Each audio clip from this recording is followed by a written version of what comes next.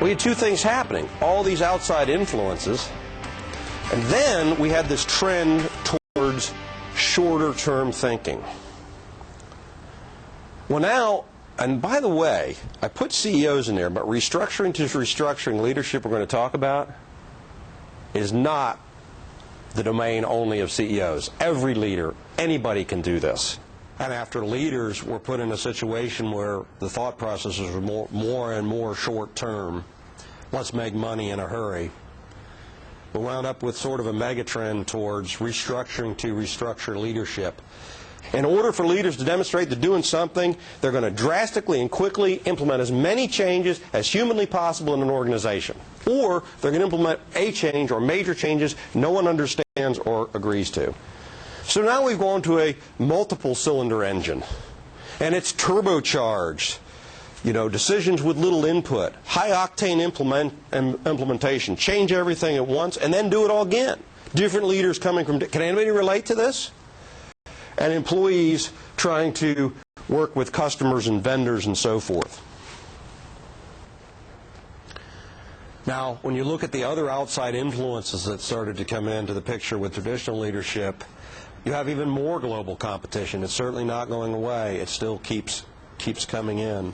And it's my opinion, and no one loves the horsepower of a big old V8 motor more than me, we've pushed combustion technology as far as it can go, or nearly as far as it can go. In fact, hybrid cars now are incorporating a very smooth and efficiently running electric motor, a different concept. And if we go to hydrogen fuel cells, that's where we're going to be in all areas with this very smooth motor. We're going to talk about this a little bit later in this presentation. So what's happened?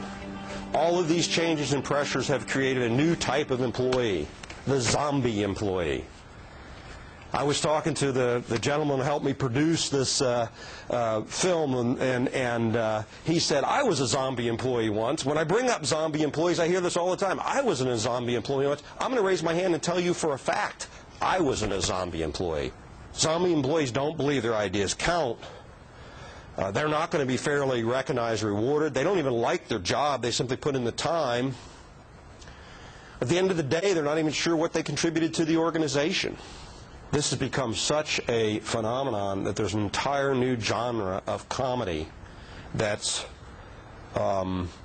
dedicated to the zombie employee. The employee sitting in cubicles, mindlessly sending out emails all day long. Let me tell you one of the times I first found out about zombie employees. I had the good fortune of working with a management team. We worked together. We were a family. We love what we're doing. I've named the company Ashland Environmental. It's not the actual name. It really doesn't matter. I left Ashland Environmental, and I joined a new company called Legacy Environmental. Let's talk about the numbers for a second. Very similar businesses, similar industries. When we were at Ashland Environmental, we only did $40 million. I jumped to Legacy Environmental because they were a bigger company. They were doing $120 million. Ashland was making roughly $3 to $4 million of profit. Legacy was losing 2 or maybe making 3 or 4. They had 1,000 employees. We had 100. They had 60 corporate personnel. We had 6. Here's a wild one. Well, we both had 30 salespeople. But the amazing thing is we had 30 customer service people dedicated to answering the phone when the customer called to place an order. They had 15. We had perfect compliance in one of the most highly regulated industries in the country. They did not have as good a compliance. I was really shocked when I saw the number. Now, I will tell you, we were lucky. We had pretty much engaged and effective employees. Legacy was dealing with a lot of zombie employees. I just mentioned engaged and effective employees. What's the difference? They're doing something productive. They really believe their input counts. They're recognized. They're fairly rewarded. They communicate. This is very important. They communicate openly and professionally with each other. They don't take offense. They're thinking about the business, how we can make things better, and they're part of a work family.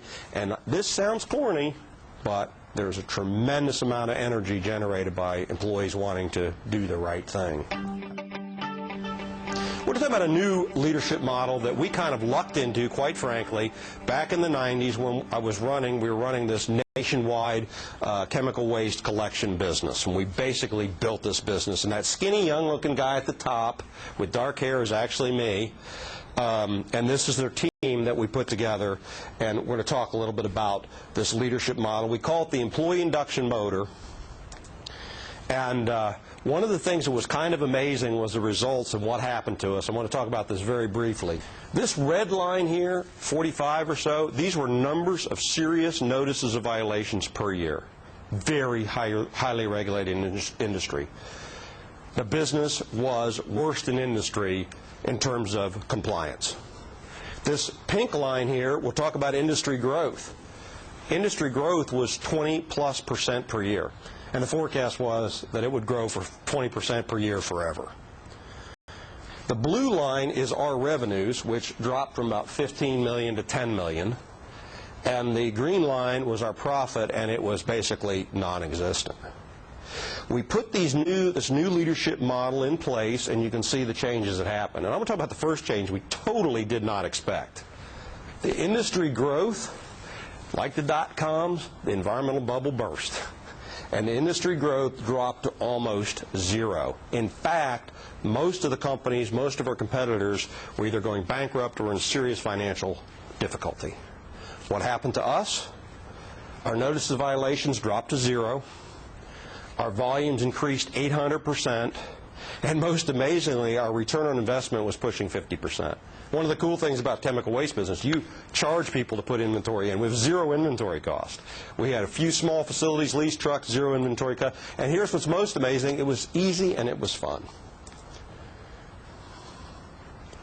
One of the things we did was we created a very open environment, and we utilized and looked for and asked for honest employee input from all employees. I recently read a quote by Mike Mullen, Joint Chiefs of Staff for the U.S. military, and this guy flies to Afghanistan and goes and sees the frontline troops. And he says to them, hey, I sit in the Pentagon and people tell me a bunch of wonderful things.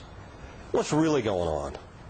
And he said he received a letter when he was first promoted to Admiral years ago, and he said, the line that I remember most is, congratulations, just remember one thing. From now on, you always eat well and never hear the truth again. And he said, that stuck with me. And I'm sure all of us have seen this. In fact, I've worked at corporate headquarters where they had executive cafeterias, executive dining rooms, so the management would ensure themselves they'd be separated from employees so they didn't have to hear the truth. I'm exaggerating a little bit, but you see a lot of this different stuff.